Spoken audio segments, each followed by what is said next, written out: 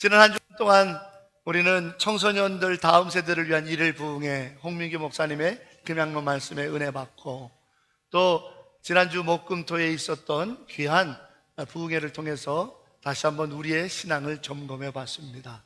수고하고 애쓴 모든 분들에게 감사의 인사를 드리며 우리 안에 큰 믿음으로 다시 한번 설 수 있었으면 좋겠다 생각합니다. 특별히 깜짝 놀란 것은 한성호 목사님께서 첫날 어머니 영성 노트에 관해서 설교하셨습니다. 본인이 거기에 어떤 봉사, 어떤 기도, 11조 헌금, 또 기타 헌금은 어떻게 했는지 모든 영성 노트를 며느리에게 그것을 전해주면서 가문의 믿음의 복을 이어가게 하셨다. 왜 깜짝 놀랐냐면 그 부흥회가 있었던 금요일 바로 전 주일날 당회에서 무엇을 결정했냐면 내년부터는 교인 신앙 카드를 우리가 발급해서 하기로 결정했었기 때문이에요. 거기에 보면 주일 출석, 공예배 출석, 성경 통도, 그다음에 전도, 또 11조 생활, 또 내가 봉사 생활을 점검하기로 되어 있는 교인 신앙 카드를 우리 마닐라 한인연합교회 이름으로 인쇄해서 그것을 전 유치부부터 모든 사람 한 사람이 한 장씩 갖고, 야, 내가 1년 동안 성경을 이렇게 읽었구나, 내가 1년 동안 이렇게 예배를 드렸구나를 점검해보는 신앙의 점검 카드를 만듭시다 라고 결정했는데 금양릉 오셔서 그렇게 말씀하신 거예요. 그래서 그거를 인쇄하는데 우리 박소영 전사님이 지금 한국 나가신 게 공적인 일 중에 하나가 이제 그런 거 만들기 위해 주문하러 갔는데, 떠나기 전에 저한테 전화를 했더라고요. 목사님, 이거를 몇 장을 하면 좋을까요? 그래서 제가 우리 교인들 제적 다 해서 약 한 700여 명 이 정도 될 테니까 그 정도 돼서 한 100장 더해서 한 800장 그랬더니 박수인 전사님이 저보다 배포가 커요. 1000장을 하겠다는 거예요. 그래서 에이? 웬 1000장? 그랬더니 기도원 전도대가 내년에 1000명 만들겠습니다 이렇게 얘기하더라고요. 왜 아멘들이 이렇게 약해요? 기도원 전도대조차도 아멘을 안 하네. 기도원 전도대가 내년에 1000명 만들겠습니다. 그렇게 얘기하길래 1000장 하라고 그랬습니다. 1000장 하라고 그래서 1000장을 만들어 갖고 올 겁니다. 그러니 우리 기도원 전도대 내년에 열심히 하셔야 되겠어요. 이 말 들었더니 이제 또 기도원 전도대 아무도 신청 안 하나 이렇게 또 그럴 것 같은데, 그러면 신청 안 하면 우리 권사님들로 그냥 기도원 전도대를 다 채워버릴 테니까 열심히 복음을 전하고 또 사역하면서 우리 안에 기쁨의 은혜가 차고 넘쳤으면 좋겠다 생각이 듭니다. 여러분, 우리가 이렇게 살아가면서 신앙생활도 하고 예배도 드리고 또 우리가 봉사도 하고 또 우리의 삶을 영위해 가는데 여러분은 얼마나 기쁘십니까?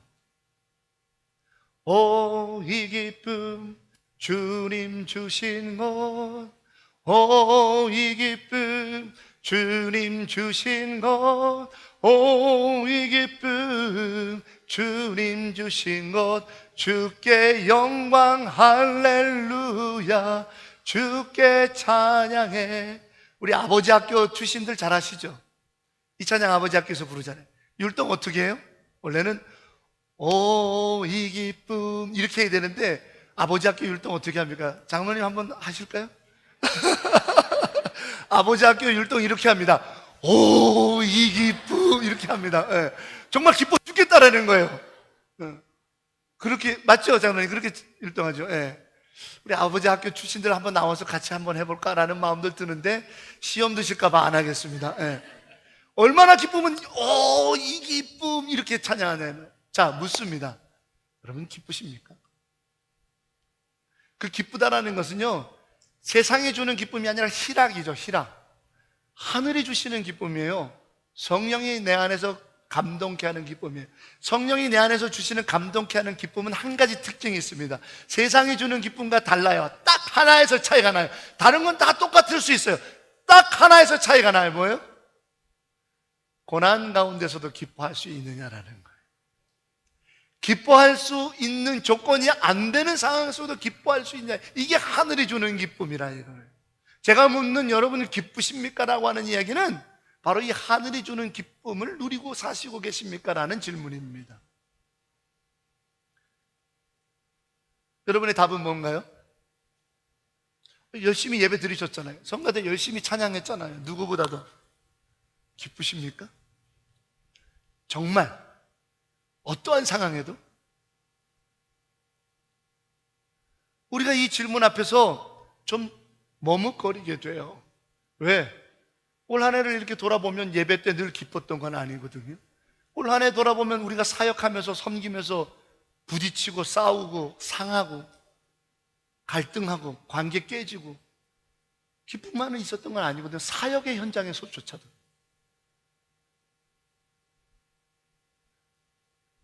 세상은 말할 것도 없죠. 교회 안에 사역의 현장에서도 기쁨이 깨져버리는데 세상은 뭐 말할 게 없죠. 왜 이래야 되나? 예배 안에서도 예배를 드리면 기쁨이 회복이 되고 평안이 있고, 나갈 때 이 기쁨 주님 주신 거 신난다. 세상 나가서 이 기쁨으로 살아, 이런 마음으로 예배당 나간 적이 몇 번이냐 이 말이에요. 그렇지 못한 때가 참 많아요. 왜 그러나요? 우리가 그리스도인인데, 예배자인데. 오늘 예배 시작할 때 제가 언급해 드렸던 말씀은 문들아 머리 들어라 라는 찬양의 가사가 되는 시편이에요. 만왕의 왕 니시뇨 강하고 크신 주님 아니시냐라고 하는 고백이라. 하나님의 음성, 야 하나님이시다 라는 말 하나에 마음문을 활짝 열고 기쁩니다, 이게 안 되더라는 거예요. 왜? 우리가 누구의 이름으로 예배 드렸습니까? 1년 내내 우리 주 예수 그리스도 만왕의 왕이신 그분요. 이 자리에 나와서 누구 이름을 찬양했습니까? 누구의 이름으로 기도했습니까? 누구의 말씀을 들었습니까? 만왕의 왕 그분요. 시편은 묻습니다. 만왕의 왕이시뇨 강하고 크신 분이로다. 전쟁에 능하신 주시라. 다 찬양 위대하신 주 왕께 찬양. 누구요? 여호와 하나님. 여호와 하나님의 이름만 들어줘도 마음문을 활짝 열고 오소서 주 예수 그리스도시요 아멘 주 예수여 내게 오시옵소서. 그러면서 이 기쁨에 예수님이 내게 임하였으니까 신나서 마음의 평화를 누리고 저 성전 문을 열고 세상으로 나가냐 이 말이에요. 여러분, 우리 대한민국 사람들 중에 된장찌개 안 먹는 사람 없잖아요. 어떤 사람이 된장에 관해서 된장은 참 아름답다 하면서 된장의 5가지 맛을 예찬한 글이 있었어요. 된장이 단심이래요. 단심의 맛을 낸대. 뭐냐? 된장은 그 고유의 맛을 늘 지킨대요. 일편단심. 된장은 항심의 맛이 있대요. 시간이 한없이 흘러가도 더 깊은 맛이 내지 그는 그의 맛을 항상 잃지 않는데요. 된장은 무심의 맛이 있대요. 된장에 들어간 것에는 여러 병균을 죽이고 오히려 더 좋은 세균들을 왕성케 하는 그러한 숙성이래요. 그래서 병균을 죽이는 무심의 맛이 있대요. 된장은 선심의 맛이 있대요. 무슨 얘기냐? 된장이 들어가면 다른 맛을 다 죽여버리고 자기만 돋은 것이 아니라 다른 맛들도 더 돋궈주는, 다른 일들을 더 돋궈주는 맛을 낸대요. 된장은 마지막으로 화심이 있대요. 어떤 음식과도 어떤 맛과도 조화를 이룬대요. 그 된장 예찬론을 썼더라고요. 그 글을 읽으면서 가만히 생각해 봤어요. 야, 하다못해 된장도 이러한 아름다운 맛이 있다라고 예찬하는데 그리스도인인 나는, 그리스도인인 여러분은 어떤 맛을 내고 있는가? 가만히 보니까 된장마도 못한 것 같아요. 우리가 일편단심 주님만, 예수님만 그러지 못할 때가 있어요. 시간이 지날수록 더 깊은 맛을 내는 게 된장이라서 항심의 맛이라는데 20년, 30년 신앙의 경륜이 깊어진 만큼 믿음이 깊어졌나요? 20년, 30년 묵은 된장처럼 20년, 30년 된 그리스도인이라면 이제는 누구든지 다 품을 수 있어야 되지 않나요? 우리는 20년, 30년 된장처럼 무심, 악을 제하고 죄를 멀리하는 점점 깨끗한 자로 거듭나고 있나요?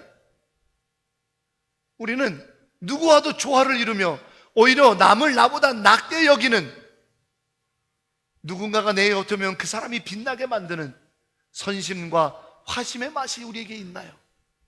가만 보니까 이런 된장마도 못한 거예요. 우리 안에 시기와 질투가 있고 미움이 있고 분노가 있고 우리 안에 무너짐이 있고 낙심이 있고 우리 안에 예수는 사라지고. 서울역에 가서 봉사한 적이 있어요. 노숙인들을 만났어요.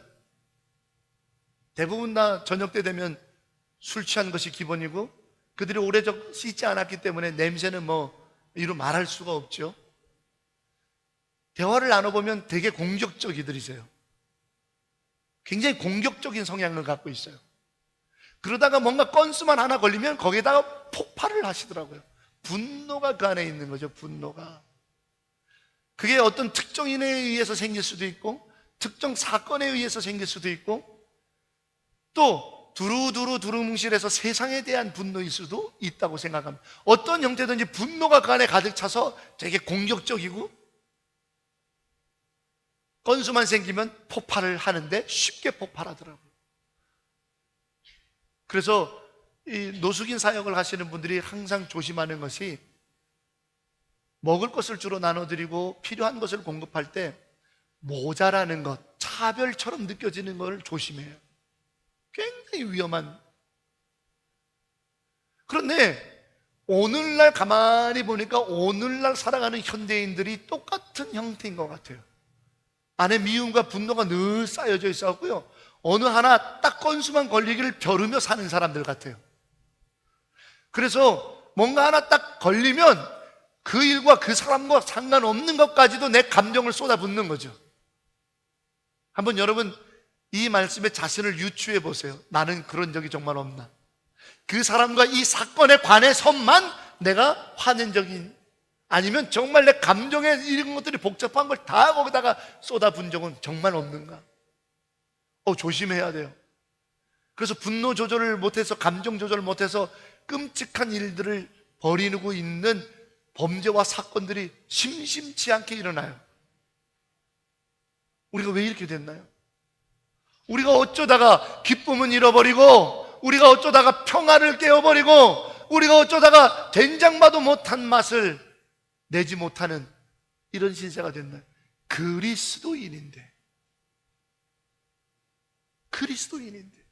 예수의 사람인데 예배자인데 사명받아서 사역을 하고 있는 사역자인데 왜 우리 일이 되었나요?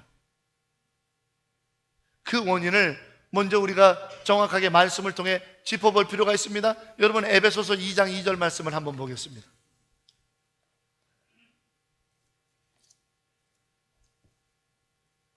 성경의 에베소서 2장 2절 말씀입니다. 같이 한 목소리로 읽겠습니다. 그때 너희는 그 가운데서 행하여 이 세상 풍조를 따르고 공중의 권세 잡은 자를 따랐으니 곧 지금 불순종의 아들들 가운데서 역사하는. 여러분, 왜 우리가 이 땅에서 기쁨을 잃어버리고 그리스도인다운 맛을 내지 못하면서 우리의 삶 가운데 이와 같은 분노가 쌓이고 미움이 쌓이고 폭발하며 이와 같이 사느냐? 불순종의 영의 아들을 따랐기 때문이라고 오늘 성경을 쓰고 있어요. 하나님께 불순종한 영의, 왜? 세상이 이 불순종한 문화를 만들어 놨어요. 이미 동성애부터 시작해서 여러 가지 교회에서 말하는 복음에 반하는 문화라는 이름으로, 법이라는 이름으로, 세상이라는 이름으로 우리로 하여금 하나님의 법, 하나님의 말씀, 하나님을 순종하지 않냐고 불순종할 수밖에 없는 그와 같은 세상을 만들어 놔서 우리로 하여금 그게 휘몰아쳐서 함몰하게 만드는 거예요. 원인은 불순종했기 때문이라는 것을 오늘 성경은 쓰고 있어요. 너희가 불순종의 영의 아들을 따랐기 때문이라. 그러면 불순종의 영의 아들을 따랐다는 내용이 구체적으로 뭔지 오늘 본문인 요한 1서 2장 16절을 찾아보겠습니다.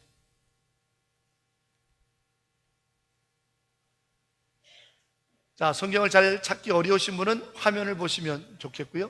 요한일서 2장 16절. 자, 다 같이 읽겠습니다. 이는 세상에 있는 모든 것이 육신의 정욕과 안목의 정욕과 이생의 자랑이니 다 아버지께로부터 온 것이 아니요 세상으로부터 온 것이라.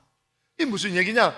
우리가 하나님으로부터 떨어져 불순종의 삶을 살았다는 얘기가 뭐냐면요, 하나님으로부터 온 것을 인생의 목적으로 삼지 않고 세상이 주는 것을 내 삶의 기준으로 삼았기 때문이라는 거예요. 세상이 주는 게 뭐예요? 육신의 정욕. 세상이 주는 게 뭐예요? 안목의 정욕. 세상이 주는 게 뭐예요? 이생의 자랑이라는 거예요.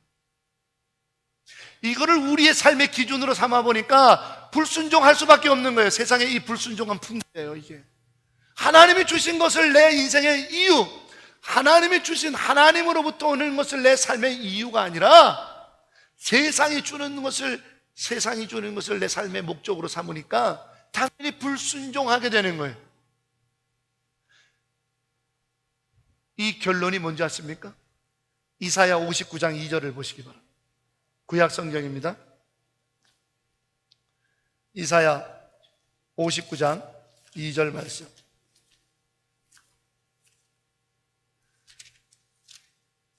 역시 아직 찾지 못하신 분은 화면을 보시고 같이 읽겠습니다. 이사야 59장 2절입니다. 오직 너희 죄악이 너희와 너희 하나님 사이를 갈라놓았고 너희 죄가 그의 얼굴을 가리어서 너희에게서 듣지 않으시게 함이니라. 그러니까 하나님으로부터 온 것을 내 인생의 이유가 아니고 세상으로부터 주는 육신의 정욕, 안목의 정욕, 이생의 자랑을 쫓아가다 보니까 그것이 곧 세상 풍조, 이 세상의 모든 것을 이끌어가는 불순종의 모습이고, 그 결과가 이사야 59장 2절처럼 죄인데, 그 죄가 뭐냐? 하나님의 얼굴이 우리에게서부터 돌려졌고 하나님께서 우리의 기도를 듣지 않으시는 상황이라. 그러니 우리 안에 기쁨이 없는 거예요. 우리 안에 하늘 평화가 없는 거예요. 세상이 주는 것이 내 인생의 목적이니까 돈 없으면 기쁘지 않는 거예요. 돈 없으면 신앙생활도 못한다는 이따위 말만 하고 앉아 있는 거예요. 왜? 육신의 정욕, 이생의 자랑이 내 인생의 목적이니까. 하나님이 주시는 것이 아니고 하나님이 주시는 신령한 은혜의 기쁨이 아니고 말이죠. 오늘 성경은 분명히 그걸 지금 얘기하고 있어요. 여러분이 부인하셔도, 여러분이 인정하지 않아서 상관없어요. 성경을 그대로 전하는 것뿐입니다. 성경이 뭐라고 써져 있는지를 보시라 이 말이에요. 성경이. 그래서 우리 안에 이 기쁨만으로 세상을 향하여 나갈 수 없는 것은 우리가 죄 가운데 있기 때문에, 우리가 하나님과 단절됐기 때문에. 그러니 그분이 우리의 기도를 듣지 않으시는 거예요. 그분의 얼굴이 우리에게 향하지 않으니 이 비참한 상황 속에서 우리가 어떻게 기뻐할 수 있어요? 단순히 잠깐 세상에서 만족스러운 것을 얻는 순간 잠깐 기쁘고 그 다음에 또 두렵죠. 또 염려되죠. 왜? 잃어버릴까? 저하고 중보 기도를 나누시는 여러 성도들 중에 해외 곳곳에 있는 분이 있어요. 이런 카톡의 기도 제목이 왔어요. 뭐냐면, 목사님 기뻐해 주세요. 하나님의 은혜로 이번에 승진하게 됐어요. 할렐루야. 그래서 축하합니다. 주께서 그 자리에 세우신 이유가 있을 테니까 늘 강건하세요 했더니 그 다음날 바로 카톡이 왔어요. 목사님 두렵고 떨려요. 내가 이 자리를 잘 지켜낼 수 있을지요. 이거 뭐 도대체 어떻게 하자는 얘기예요? 네? 하나님이 주신 자리라면서요. 근데 그 자리를 지켜낼 수 있을지 두렵대요. 염려된대요. 하나님이 주신 자리에 앉았는데 왜 염려가 되나요? 하나님이 주신 것을 누리고 있는데 왜 두렵나요?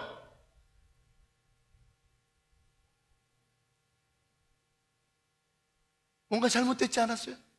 뭔가 이상하지 않습니까? 우리가 그렇게 신앙생활하고 있으니 평화가 깨지고 기쁨이 늘 메말라서 우리 안에 언젠가 터질 날만 기다리는 거예요. 여러분, 사사기 16장의 삼손을 기억해 보세요. 그가 태어날 때 나시린이에요. 혹시 나시린을 잘 모르는 초신자들께 설명할게요. 구약 성경에 하나님께서 태어날 때부터 구별해서 하나님의 일을 시키기 위하여 구별된 하나님의 특별한 종으로 태어날 때부터 구별된 자를 나시린이라고 불러요. 그 사람은 독주 같은 술을 마시면 안 돼요. 그 사람은 머리를 함부로 자르면 안 돼요. 그 삼손 잘 아시잖아요. 그래서 삼손이 머리를 자르지 않는 한은 그게 힘이 생기는 거예요. 하나님의 특별한 능력이 있는 거예요. 근데 나시린이었던 이 삼손이 어떻게 됐어요? 이생의 자랑에 빠졌어요. 하나님이 주시는 사명, 하나님이 주시는 그 기쁨이 아니라 이 땅의 사람들이 와, 삼손이 맨주먹으로 사자를 쳐서 죽였대. 그 자랑에 빠진 거예요. 그래서 그 자기가 한 주먹으로 쳐서 죽인 사자를 자랑하기 위해서 수수께끼 냈다가 오히려 목덜미를 잡히는 신세가 됐죠. 또 육신의 정욕에 빠졌죠. 드릴라라고 하는 유혹하는, 성적으로 유혹하는 여인에게 빠져서 그가 성적으로 범죄하게 됐죠.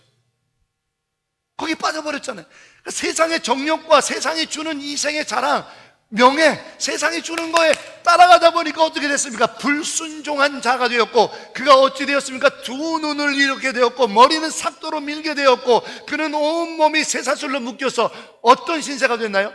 마소와 같이, 말과 소와 같이 맷돌을 돌리는 뺑뺑뺑뺑뺑뺑 수레바퀴를 도는 신세가 됐습니다. 기쁨이 없죠. 평안이 없어요. 여러분, 우리가 똑같은 신세 아니에요? 하나님이 주신 것, 하나님으로부터 온 것을 기쁨으로 여기지 아니하고 우리의 인생의 목적이 아니고 세상의 정욕, 육신의 정욕, 이생의 자랑, 안목의 정욕에 빠져가지고 쫓아가다가 영적인 것, 하나님 나라, 천국을 보지 못하는 눈이 빠졌고 옴짝달싹 없이 족쇄에 쓰여서 그녀 먹고 자고 싸고 먹고 자고 싸고 먹고 자고 싸고 이 수레바퀴를 도는 마소와 같은 존재, 기쁨을 잃어버려 생활을 갈수록 두렵기만 하고 염려되기만 하고 이 인기를 잃어버릴까, 이 돈을 잃어버릴까, 이 지위에서 물러날까 두렵기만 한 신세. 혹시 이 자리에 계시지는 않습니까? 사역을 하면서도 예배를 드리면서도 말입니다. 사랑하는 여러분, 이렇게 끝낼 수는 없습니다. 이렇게 살아가라고 주님께서 이 땅에 오신 것 아닙니다. 우리는 그리스도인입니다. 아멘. 우리는 그리스도인입니다. 그리스도인입니다. 우리 옆에 사람 보세요. 옆에 사람 얼굴에 침이 튈 정도로 힘차게 제가 말하는 내용을 옆에 사람에게 들려줍시다. 당신은, 아이, 좀 더 크게, 그래갖고 침이 튀겠습니까? 당신은 그리스도인입니다. 세상을 향해서 반격하십시오. 할렐루야. 아멘. 세상이 그리스도인인 우리를 족쇄로 채웠잖아요. 기쁘지 못하게. 죄송합니다. 이런 된장 같은 세상, 여기에 족쇄에 찧어서 그리스도인의 맛을 잃고 살아갈 것입니까? 안 됩니다. 우린 그리스도인입니다. 죄악된 세상을 향하여 반격해야 됩니다. 지난주 중에 한국에서 급한 카톡이 왔습니다. 우리 김세한 안수 집사님, 목사님 긴급히 기도 좀 해주십시오. 지금 박경호 집사가 피를 엄청나게 토하고 그 피가 멈추지 않고 계속 굴럭굴럭 할 때마다 확 피를 토한다는.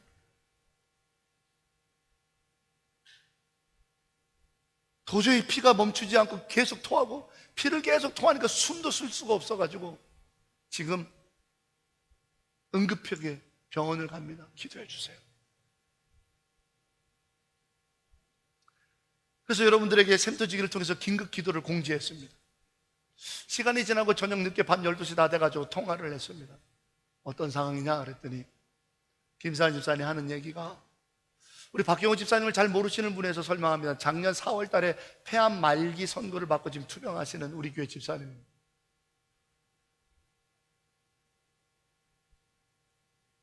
박경호 집사가 치료를 거부해요, 목사님. 자기를 중환자실에 넣지 말라고 합니다. 어떠한 치료도 하지 말라고 합니다. 그리고 일반 병실에 그냥 피를 토하고 있습니다. 그러면서 박 집사가 한 가지 부탁하네요. 기도해 달라고요.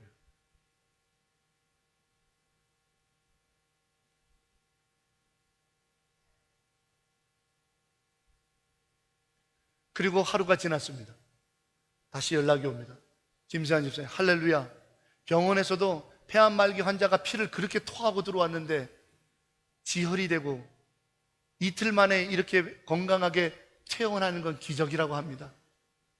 물론 그녀의 몸속에 있는 암세포가 어떻게 됐는지는 나중에 검사해 봐야 되겠지만 일단 토하던 피는 아무 조치도 하지 않고 그저 기도했는데 피는 멈췄고 숨을 쉴만 하고 통증이 많이 가라앉고 살만하답니다 라는 게 김세환 집사님의 연락이었어요. 그 카톡을 읽는 순간 제 마음속에 들어온 단어가 반격입니다. 그리스도인이 반격하기 시작했구나. 암세포가 그의 몸을 붙잡아서, 온몸을 붙잡아서 피를 토하고 숨조차 쉴 수 없게끔 만들었지만 그리스도인이 반격하는구나. 무엇으로? 기도로 말이에요. 무엇으로? 예수 그 이름으로 말입니다. 할렐루야.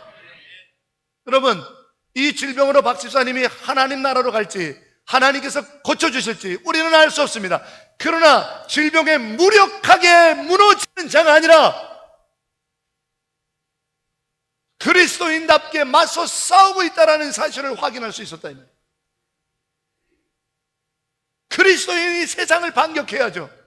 불순종한 참된 평안과 기쁨을 빼앗아버리는 세상의 육신의 정욕과 안목의 정욕과 이생의 자랑에만 미쳐 날뛰게 만드는 세상을 반격할 사람이 있다면 누구입니까? 그리스도인 아닙니까? 예배자들 아닙니까? 저와 여러분 아닙니까?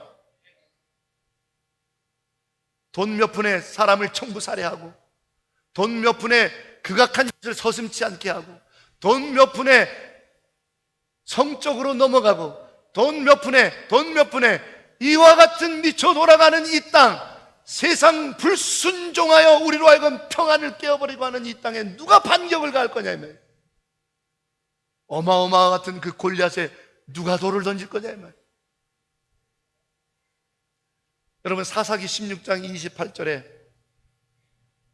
삼손이 두 눈을 잃고 머리를 삭도로 밀리고 쇠사슬에 묶여서 말과 소처럼 그저 먹고 사고 짜면서 맷돌만 돌리던 삼손이 사사기 16장 28절에 다음과 같이 기도합니다. 우리 다 같이 한 목소리를 읽겠습니다. 시작. 삼손이 여호와께 부르짖어 이르되 주 여호와여 구원하옵나니 나를 생각하옵소서. 하나님이여 구하옵나니 이번만 나를 강하게 하사 나의 두 눈을 뺀 블레셋 사람에게 원수를 단번에 갚게 하옵소서. 아멘. 신락 같은 희망조차도 없이 먹고 자고 싸고 돌리고 먹고 자고 싸고 돌리고 하는 말과 소처럼 살던 삼손이 오늘 어찌 이렇게 하나님이여 내가 구하옵나니 이번 한 번만 나의 기도를 들어주소서. 나를 강하게 하사 나로 하여금 불순종의 죄악 속에 빠뜨렸던 세상의 반격을 가하게 해달라고 오늘 어떻게 이렇게 기도하냐 이 말이에요. 멋지지 않아요? 멋진 이상 아님? 그 이유는 사사기 16장 22절에 있는 거예요. 삼손이 자기의 머리카락이 자라는 것을 알게 됐어요. 자기의 머리가 자라더라는 거예요. 다시는 머리를 자라게 하지 않으실 것 같았어요, 하나님이. 왜? 나의 머리카락은 나실인의 상징이거든. 나의 머리카락은 하나님의 임재의 상징이거든. 나의 머리카락은 하나님이 나를 강하게 하신다라고 하는 것의 상징이거든. 이야, 내 머리가 다시 자라네. 그러면 내가 하나님께 기도할 수 있을까? 나는 하나님의 나실인 맞지? 자기 정체성을 회복하고 있는 거예요. 내가 누구인가? 세상에 의하여 규정받는 자가 아니에요. 여러분, 미운 오리 새끼 알죠? 미운 오리 새끼가 세상으로부터 늘 조롱과 왕따를 당합니다. 야, 이 미운 오리 새끼야, 너는 오리도 아닌 것이 너는 뭐냐? 어찌 그렇게 생겼냐? 하며 왕따를 당해요. 그러나 어느 날 그가 자기 자신이 백조와 닮았다라는 걸 확인하는 날, 그런 오리들을 발 아래 두고 하늘을 나는 백조가 되죠. 내가 누구냐 이 말이에요. 내가 돈 없어서 쩔쩔매를 친 새야. 내가 좀 세상에서 조금 모자란 것 때문에 내가 규정받고 버림받고 슬퍼하고 탄식해야 될 존재. 삼손이 오늘 내 머리카락 하나 자라는 것 때문에 하나님께 구합니다. 내가 나신인 아닙니까? 하나님의 사람 아닙니까? 나의 기도를 들으사 한 번만 나를 강하게 하사 이 불순종의 영의 아들이 판을 치고 있는 세상에 반격을 가하게 하소서. 이제 40대 초반 되신 여집사님이 폐암 말기에 투병하면서 피를 한 마리나 쏟으면서 나를 치료하지 마라, 기도하라, 기도해달라 요청했던 세상을 향한 그리스도인의 반격이 오늘 우리들에게서 일어나야 되지 않냐 이 말이에요.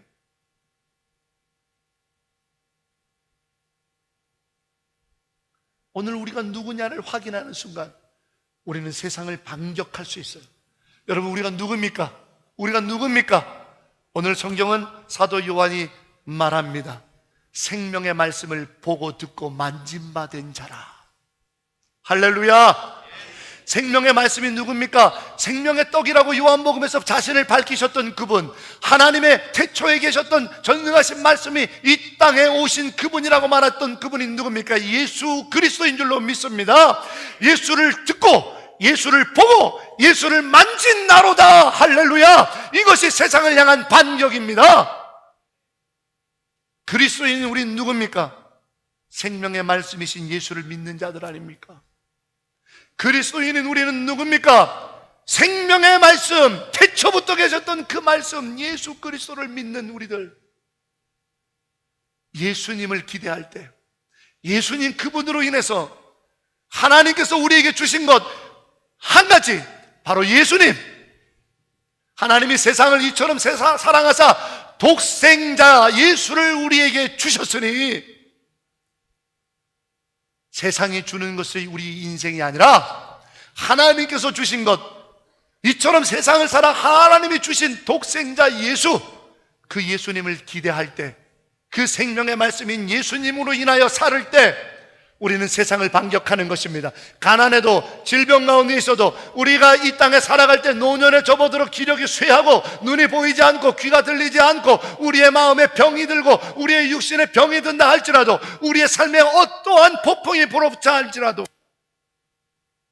내가 예수를 기대하니, 내가 예수님을 기대하기 때문에, 예수님이 내 인생의 전부이기 때문에, 예수님이 내 인생의 목적지이기 때문에 내가 보고 듣고 만짐받은 예수님으로 인하여 나는 무너지지 아니하니 이것이 내가 세상을 향한 반격이라. 할렐루야. 이것이 우리들의 찬송과 간증이 되기를 주의 이름으로 축원합니다. 그리고 이 예수로 인해서, 그 예수를 기다리고 사귀고 내 안에 충만한 기쁨이 거한다라고 하는 오늘 우리 사도 요한의 고백을 바라봅니다. 사랑하는 여러분, 우리가 사역하는 자리에서 무엇을 바라봅니까? 사역의 이유가 무엇입니까?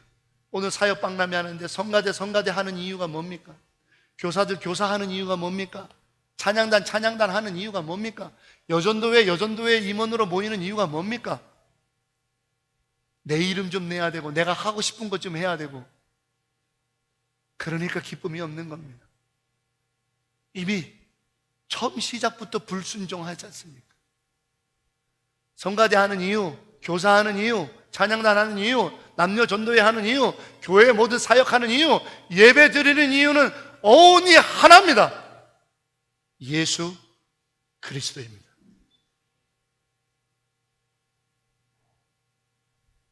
주님 때문입니다. 예수님이 우리는 예수님 때문에 예배하는 거고, 예수님을 기대하기 때문에 예배하는 거고, 예수님 때문에 성가대하는 거고, 예수님을 기대하기 때문에 찬양하는 것이고, 예수님 때문에 우리가 섬기고 봉사하는 겁니다. 그것을 떠나서 세상이 주는 것을 이 섬김의 자리에서 누리려고 하니까 불순종의 길을 걷게 되는 거고, 마음의 평안이 깨지고 기쁨이 없이 내가 사역을 하는 겁니다. 사랑하는 여러분, 여러분을 예수 그리스도와의 사귐의 현장으로 초청합니다. 오늘 사도 요한이 내가 이것을 쓰고 너희에게 전함은 너희로 우리와 사귐이 있게 함이며, 그 사귐은 예수 그리스도와 우리 주 하나님 안에서의 사귐인데 이를 통해 우리의 기쁨이 충만하게 될지어다. 여러분을 예수 그리스도와의 사귐의 현장인 예배의 자리로 청합니다. 여러분을 예수 그리스도와의 사귐의 현장인 사역과 섬김의 봉사의 현장으로 청합니다. 여러분들을 예수 그리스도를 기대하는 자리로 청하나니 그 자리로 나오십시오. 그곳에서 함께 일하고 예배하고 찬송하고 땀 흘림으로 말고 기도함으로 말미암아 기쁨의 충만한 은혜 속에서 세상이 흔들 수 없는 것, 오직 하나님만이 나를 향하시고 오직 하나님이 나의 기도를 들어주시는 영광. 이사야 38장 5절, 내가 너의 눈물을 보았다, 내가 너의 부르짖음을 들었노라라고 했던 하나님의 선포가 있다면 우리의 삶이 얼마나, 이 기쁨 주님 주신 것, 주께 영광 찬송 돌리며 주께 노래해. 이 기쁨, 주님이 주신 이 기쁨, 오직 예수. 여러분의 예배가, 여러분의 섬김이 예수 그리스도 그분이시길 바랍니다. 이 생명의 말씀을 보고 듣고 만진바된 그리스도인의 정체성으로, 그리스도인으로 사십시오. 세상을 반격하십시오. 믿음의 역사가 일어날 줄로 믿습니다. 성령의 역사가 일어날 줄로 믿습니다. 하나님의 기적이 여러분이 주인공이 될 것입니다. 기도하겠습니다.